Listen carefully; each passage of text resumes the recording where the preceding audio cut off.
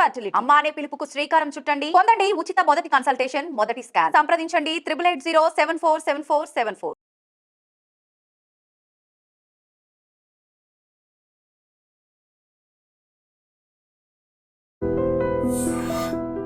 Weather గురించి మాట్లాడుతున్నారు.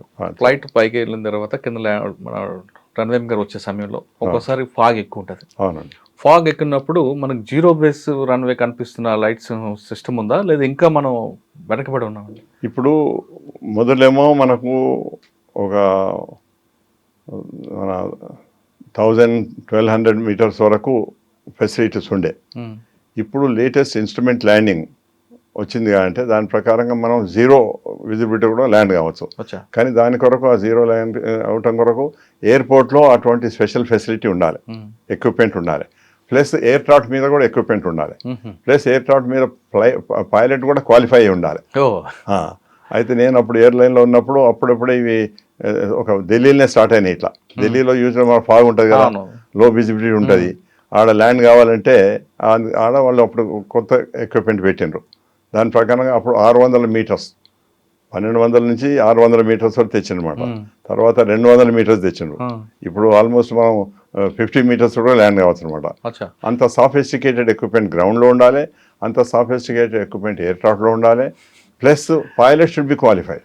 ఈ రెండింటి కంపేర్ చేసుకొని మేనేజ్ చేసుకునే కెపాసిటీ పైలట్ ఉంటుంది. అయితే నేనేం చేస్తున్నాను, as instructor examiner I used to take the pilots on the flight సిమ్యులేటర్లో నేను ట్రైనింగ్ ఇస్తాను.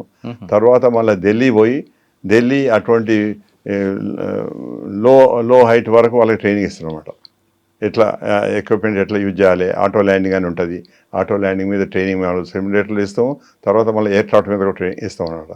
ఇచ్చి అప్పుడే we qualify that pilot, yes he's qualify to land in bad weather at Delhi. So అట్లా ఎంతమంది క్వాలిఫై అయిందో వాళ్ళే ల్యాండ్ కావాలి, వేరే వాళ్ళు ల్యాండ్ కాదు. ఇప్పుడు సడన్ గా వచ్చింది అనుకోండి సార్, ఇప్పుడు నాలేటోడు పైలట్ ఉన్నాడు, నాకు ఎక్స్పీరియన్స్ లేదు, ఆ టైంకి ఢిల్లీలోనో లేదంటే శంషాబాద్లోనో క్లౌడ్ ఎక్కువ వచ్చి లేదంటే ఫాగ్ ఎక్కువ వచ్చింది అనుకోండి. ఎయిర్పోర్ట్లో ఉంది ఎక్విప్మెంట్ ఉంది, ఎయిర్ క్రాఫ్ట్లో కూడా ఉంది ఎక్విప్మెంట్, కానీ నాకు ఎక్స్పీరియన్స్ లేదు, అప్పుడు ఏం చేయాలి? Pilot cannot be permitted to go. Sudden గా ఉండదు, మన ఫోర్కాస్ట్ ఉంటుంది. ఫోర్కాస్ట్ ప్రకారంగా వాడు చూస్తుంటారు అనమాట. నేను పోయే వరకు ఈ వెదర్ ఉంటుంది, దిస్ వెదర్ ఈజ్ ఎక్స్పెక్టెడ్ అని ఉంటుంది, మనకు ఇన్ఫర్మేషన్ ఉంటుంది. దాన్ని బట్టి if the pilot is qualified he'll go, otherwise he will not go. If at all he goes. ఢిల్లీలో ఎన్నిసార్లు అయినాయి ముందు ఏమవుతుందంటే ఈ ప్రైవేట్ ఎయిర్లైన్స్ వచ్చిన తర్వాత their pilots are not qualified for this auto landing and that low visibility landing. అయితే మా airline Indian Airlines, Air India pilots land అవుతారు, వాళ్ళు కాకపోతారు అనమాట. వాళ్ళు మళ్ళీ డైవర్ట్ అయ్యి లక్నోకో పోతారు, లేకపోతే జైపూర్ పోతారు, ఎట్లా పోతారు.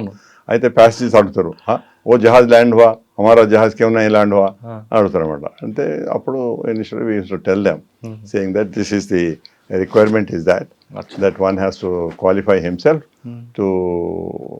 To land in this visibility. వాళ్ళ ఎయిర్ క్రాఫ్ట్లో ఎక్విప్మెంట్ ఉండాలి. ఇప్పుడు గ్రౌండ్లో ఎక్విప్మెంట్ ఉంది, అది కామన్, అందరూ యూజ్ చేసుకోవచ్చు. కానీ ఒక్కొక్క ఎయిర్ క్రాఫ్ట్లో ఉండొచ్చు, ఎయిర్ క్రాఫ్ట్లో ఉండకపోవచ్చు. ప్రైవేట్ ఎయిర్లైన్స్ ఉండకపోవచ్చు కదండి. అదే అంటున్నాను, అందుకొరకే మరి వాళ్ళు ల్యాండ్ కాగలరు. అట్లే ప్రైవేట్ ఎయిర్లైన్లో పైలట్స్ కూడా అప్పుడు ట్రైనింగ్ లేకుండే. So they were not qualified to land. Okay. So that is how. ఇప్పుడు మా ఇండియన్ ఎయిర్లైన్స్లో కూడా, ఎయిర్ ఇండియాలో కూడా అందరు pilots were not qualified. So అందుకొరకే నేను వాళ్ళని ఢిల్లీ తీసుకుపోయి ఢిల్లీలో ఆ లో విజిబిలిటీ కండిషన్ వాళ్ళని ట్రైనింగ్ ఇచ్చి I have to certify that he is fit to fly in this weather అని. అప్పుడే that pilot can go to such destination where the weather is bad. ఇప్పుడు మనకు తెలియకుండా వెదర్ సడన్ గా అయింది అనుకోండి, but he is not qualified, so he will go to some other place. ఇప్పుడు బాంబే నుంచి ఢిల్లీకి వస్తాడు, ఢిల్లీలో వాడు వెళ్ళినప్పుడు వానికి వెదర్ మంచిగా ఉండే, ఫేర్గా ఉండే, ఐ కెన్ ల్యాండ్ అని వస్తాడు. బట్ ఢిల్లీకి వచ్చిన తర్వాత the visibility is so bad that for which he is not qualified are his air craft is not having the proper equipment, then he cannot land, so he is supposed to go somewhere else. Jaipur or Lucknow. These are the diversions అన్నమాట. Sir ఇప్పుడు మీరు చెప్పారు అన్నమాట, ఏది జరిగినా pilot మీద responsibility ఉంటుందండి. అవునండి. అంటే రెస్పాన్సిబిలిటీ ఎక్కువ ఉన్నాయి కాబట్టి అందులో ఏమైనా తప్పులు చేయొచ్చా?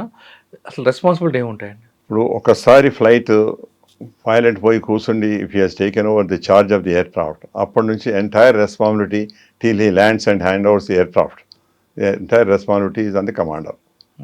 Commander has to first check the aircraft. మొత్తం ఆల్ అరౌండ్ పోతాడు, చెక్ చేసుకుంటాడు. చెక్ చేసుకున్న తర్వాత మళ్ళీ ఇంజనీర్ పుస్తకం తీసుకొచ్చి ఇస్తారు. ఆయన కూడా అన్ని చెక్ చేసుకొని సర్టిఫై చేస్తామన్నమాట, this aircraft is fit for flight అని. అప్పుడు ఇతడు అన్ని ఒక్కొక్క ఐటెం చెక్ చేసుకుంటాడు. ఎయిర్క్రాఫ్ట్ దగ్గర పోగానే ఫస్ట్ ఎయిర్క్రాఫ్ట్ చుట్టూ తిరుగుతాడు. మనం దేవుని గుడి గారు పోతే ఎట్లయితే తిరుగుతాం అట్లా చుట్టూ తిరుగుతాం అనమాట. తిరిగి మొత్తం చెక్ చేసుకుంటాం, ఎక్స్టర్నల్ అంతా చెక్ చేసుకుంటాం. తర్వాత వచ్చి కాక్పిట్లో కూర్చోండి ఇంటర్నల్ చెక్ చేసుకుంటాం. చెక్ చేసుకున్న తర్వాత ఇంజనీర్ బుక్ చూసుకొని దాంట్లో ఏమైనా డిఫెక్ట్స్ ఉండనా, ఏమైనా రిపేర్ చేసిండ్రా, ఎట్లా ఉంది ఎయిర్క్రాఫ్ట్ అని అంతా చూసుకొని అప్పుడు we accept the aircraft. Engineer offers that this aircraft is fit for flight అని. Then the pilot, after checking all these things, he accepts the flight. అప్పటి నుంచి ఆయన రెస్పాన్సిబిలిటీ అనమాట.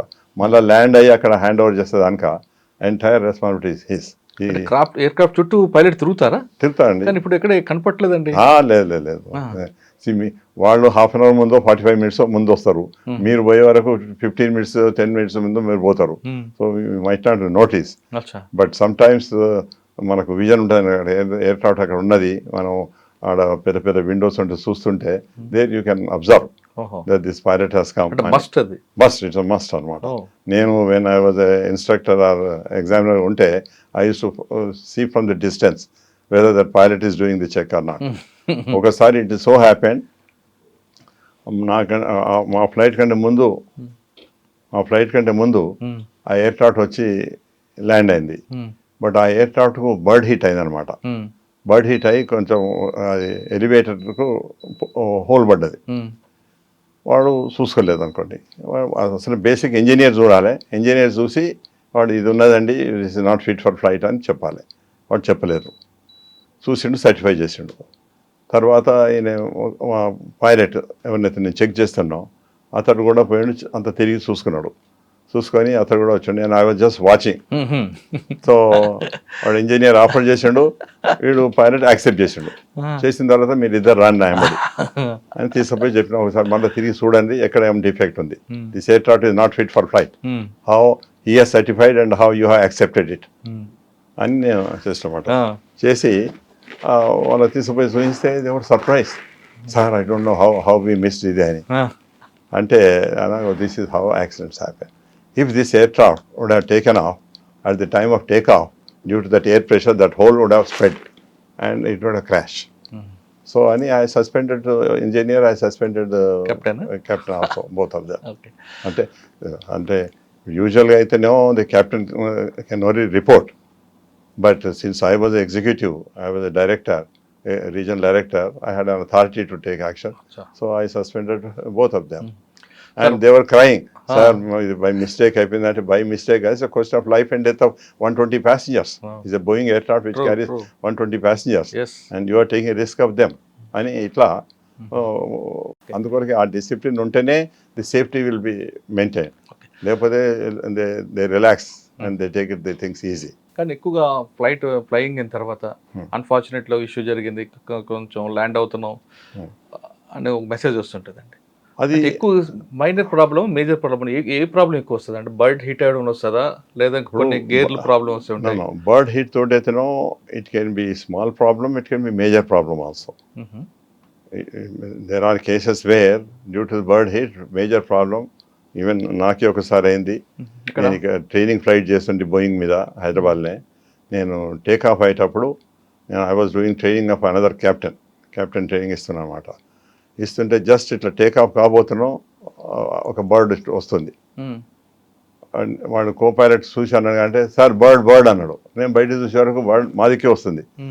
సో వచ్చి ఇంజన్ సక్ అయింది అనమాట. ఎందుకంటే ఇంజన్ నుంచి ప్రెషర్ తోటి గుంజుతుంది కదా, సక్ కాగానే ఇమీడియట్గా ఆ ఇంజన్ కట్ చేస్తే ఏమైంది, ఆ రెవల్యూషన్ తగ్గిపోయి డ్యామేజ్ తక్కువ అవుతుంది అనమాట. చేసి I inform the air traffic control that I have problem, I have shut one engine and I'll be coming on a single engine to land. I need priority. So వాళ్ళు priority ఇచ్చారు, నేను పోయాను అనమాట. అయితే అది ఎంత పెద్ద మన పంతలాగా అంటాం, ఈ డెడ్ యానిమల్స్ తింటే చూడండి, పెద్ద రాంబాదు అంటాం. అది ఒకసారి ఇట్లా టేకాఫ్ కాదు, ఇట్లా అనిపోయి కొంత దూరం పోయి ఎయిర్క్రాఫ్ట్ కాదు, కొంత దూరం పోయి టేకాఫ్ అయినట్టు అది టేకాఫ్ అయితే అంత పెద్దది అనమాట. అది హెవీ ఉంటుంది. అది దాదాపు ఒక ఐ కెన్ సే మన 2-3 ఇది కోడలు కలిసి ఎంత వెయిట్ అంత వెయిట్ ఉండదు అనమాట అది. అయితే నేను ల్యాండ్ అయిన తర్వాత ఇంజనీర్ వచ్చిండు, వాళ్ళు ఆ ఇంజన్కు వాళ్ళు నిచ్చెన వేసుకొని ఎక్కాలి, ఎక్కి చూసే వరకు అది ప్రాణంతో ఉన్నది కానీ వెంటకనే కాలిపోయినాయి అనమాట. అయితే వీళ్ళు తీయబోతే అది పొడవబోతుంది, పొడవబోతుండే ప్రాణం ఉన్నది దానికి. అయితే వీళ్ళు 2 కట్టెలు తీసుకొని కింద పడేసిండ్రు. కింద పడేసిన తర్వాత దాన్ని కొట్టి దాన్ని ఎంత పెద్దగా ఉందన్నమాట, 9 feet దాని యొక్క వింగ్ టు వింగ్ లెవెల్, అంత పెద్దది అది. అయితే దాన్ని పూనాలో ఒకటి బర్డ్ ఇలా కంప్లైంట్ చేసేది ఉంటుంది, వాళ్ళ డిపార్ట్మెంట్. వాళ్ళకు ఇన్ఫర్మేషన్ ఇవ్వాలన్నమాట, ఇంత సైజ్ బర్డ్ ఉండే, ఈ బర్డ్ ఇది పంతరాగనా లేకపోతే గద్దనా లేకపోతే కాక్యా అని మనం ఇన్ఫర్మేషన్ రిపోర్ట్ ఇవ్వాల్సి వస్తుంది అనమాట. అట్లా అంతా రిపోర్ట్ ఇచ్చినాము. ఇంజనీర్ చెక్ చేశాడు. చెక్ చేసిన తర్వాత మన టెస్ట్ చేసి చూసాడు, ఇంజన్ నడిపించి everything is good, you can fly again. So I continued my flying training. అయితే అప్పుడు ఆ చీఫ్ ఇంజనీర్ ఎవరైతే ఉంటారో నాకు ఒక పెద్ద అప్రిషియేషన్ లెటర్ ఇచ్చినమాట. But your presence of mind, but for your presence of mind and quick action, this engine would have got damaged and that would have cost about 10 crores. So what you earn in your lifetime, you have saved for the airline. అని నాకు పెద్ద appreciation letter ఇచ్చినమాట. So అటువంటి situations కూడా ఉంటాయి. So అప్పుడు it's pilot discretion. ఓసారి మనం 5-6 birds వచ్చాయి అనుకోండి, మనం ఎంతైనా we cannot avoid. Some times damage happens and can create serious problems also.